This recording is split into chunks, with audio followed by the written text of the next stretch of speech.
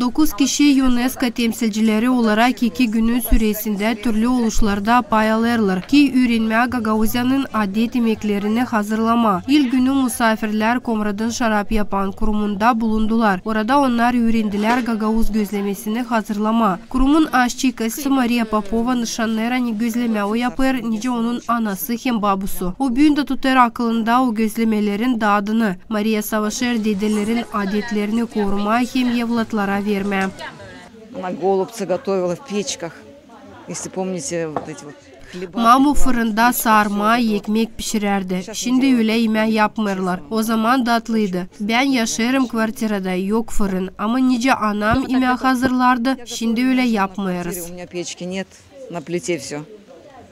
Как бы тоже вкусно готовлю, но как моя мама готовила, так мы не готовим. Türkiye Devleti'nin UNESCO temsilcisi Bilge Tüzel aşçılarla bile savaşta Gagauz gözlemelerini hazırlama. Türkiye'de benzer bir gözleme var ama bu tarz yapılmıyor. Daha ince ama öncesinde bunu yapmadım. UNESCO'nun tabir temsilcisi nişanlıdan Gagauz mutfağı Türklerin onuna benzer. Don kavurma yedik. Bizde de don kavurma var. Ciğer bizde de benzer şekilde yapılıyor.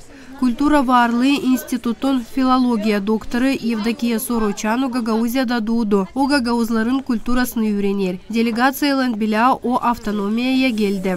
По этому проекту мы исследуем кухню, традиционную кухню. Bu projekte göre biz Moldovan hem Gagauz adet mutfaklarını araştırırız. Açan söyleriz Moldovanın mutfağı hepsi halklar angları yaşar devletimizde onların mutfağını da öğreniriz. Projekte Gagauzların, Moldovanların, Bulgarların, Ukrayna'nın, çıfıtların araştırıcıları katılırlar. Yemekleri birbirinden yarıştırırız.